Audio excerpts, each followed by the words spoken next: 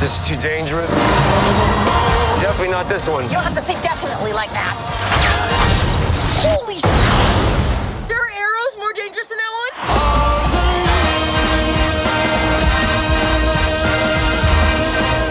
Greetings, sir, if this may concern. Christian Aguilar here, back with another series review, and in today's series review, I'm going to be reviewing episode 3 of Marvel's Hawkeye. Now, if you have not seen my review for the first 2 episodes of this series, it is right here on the top right hand corner. I recommend watching that first before watching episode 3's review. However, free will is a blessing, so do what you choose.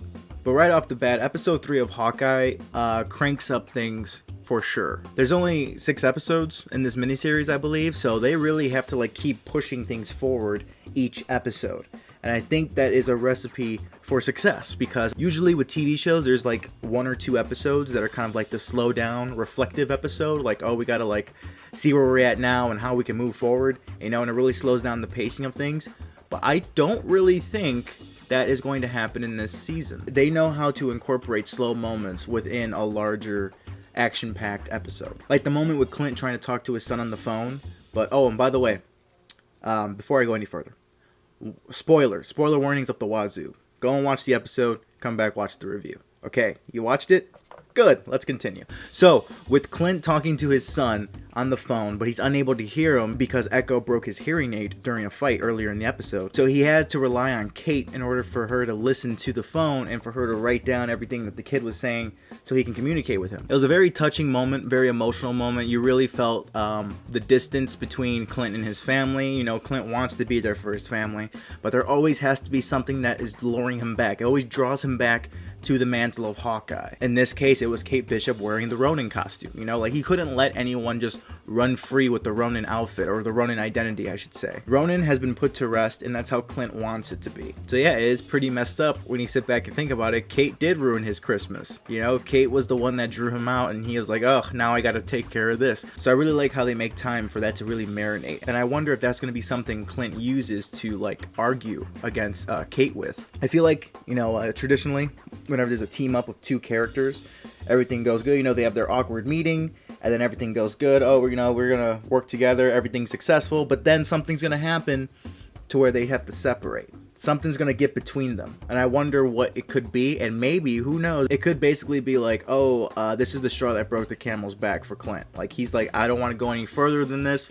We already did this and this and that, and we need to cut ties right here. And it was basically because you were the only one that brought me out of retirement and this and this and that. So I wonder if there's going to be some animosity later in this season. And of course, they're going to have to work all that out in order to come back, team up together to take down the big bad at the end of this season. So that's what I assume should be coming up.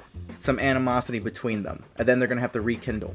I think that would be a good next step to go into. But when it comes to the fighting, the action sequences, I have not seen the next 3 episodes. No one has, unless you worked on the show. But I have to say right now that I think episode 3 might have my favorite action sequence. It is the car sequence. I mean, my goodness. I think if anyone that has seen this episode was just blown away by this sequence. It was just so fun. It felt not only like a video game, but it gave me some heavy Children of Men vibes. If you ever seen the movie Children of Men with Clive Owen, that movie's freaking amazing. And towards the beginning of Children of Men, there's a car sequence, and literally it's the exact same thing, almost the exact same thing that was happening in Hawkeye. They have a camera mounted in the car, and it's spinning 360 all around so you can get the full view of what's happening, the whole incident. So I really like how they took, I'm pretty sure they've seen the movie, and they took homage from that and implanted that into their show. And I gotta say, that was just a pretty badass scene.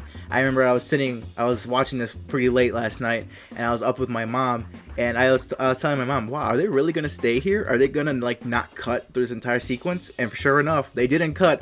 Not for a long time, but they didn't cut for a good portion, and I was pleasantly surprised. I was like, yes, this is an action scene that that just gets me all hyped, And along with this scene, I love how they were basically cycling through all of his arrows, the ones that seem pretty useful, the ones that seem a little too over exaggerating, and the ones that just felt lackluster. I love how they brought in the plunger arrow.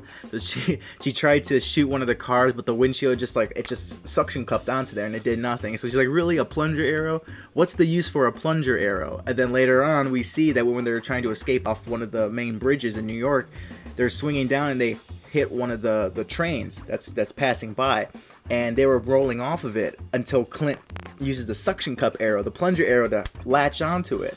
And that's what saves him. And she's like, oh, I see the use for it now. I thought that was so hilarious and so clever to give some use to the plunger arrow. Again, the chemistry between Jeremy Renner and Haley Steinfeld is amazing. It was pretty apparent from the second episode, but it continues way more in this episode for sure. Sticking with the fight scenes, I really love how the episode kind of like started in the warehouse where it left off in episode 2.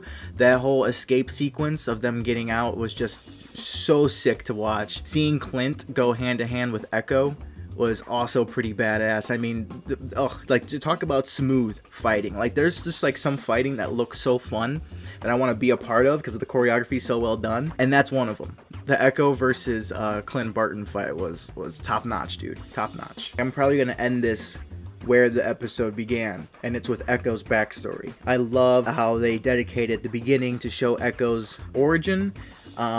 I believe her uncle is Wilson Fisk, aka the Kingpin. I'm not only the one to think that, the whole damn internet thinks that that's Kingpin, and I don't disagree, man. I mean, even the little laugh, the little chuckle we hear sounds like Vincent D'Onofrio's Kingpin from Daredevil. Oh, goodness, dude. I don't care if Kingpin shows up first in the Hawkeye series or Spider-Man. Doesn't matter. If he shows up in the Hawkeye series, that'd be freaking amazing, and I hope Spider-Man explains and further elaborates on kind of like, one, maybe how he's able to exist in this universe, or two, if they're not going to do that, maybe he's always existed, how is he going to be affected in Spider-Man? Like, is he going to have something to do with the plot in Spider-Man? I don't think so, but it'd be pretty cool to know that, because there was a behind the scenes set photo of Vincent D'Onofrio in his Kingpin outfit, but that was for Spider-Man No Way Home.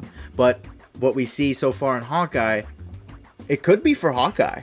Who knows? You know, Marvel could be shooting stuff on top of each other to kind of quickly, you know, add on to certain things. I think they could potentially be doing that. Who knows? That maybe that behind the scenes photo wasn't for Spider-Man and it was for Hawkeye. We never know. But I hope that we get the best of both worlds and that he appears in both Hawkeye and then in Spider-Man. Oh, how sick would that be? How sick would that be? Oh, that's so sick. And I love the addition of Echo, because if a lot of you may not know this, or maybe you do, Echo is a secondary character in the Daredevil comics, and I believe he fights Echo a couple of times, and their fights are pretty interesting because they use each other's senses against one another to try to get the best of one another, but they're really both equally matched, and it's pretty awesome. With all that being said, I have to give episode 3 of Hawkeye a solid 4 out of 5 Skarsgårds. Yes, 4 out of 5. Great episode.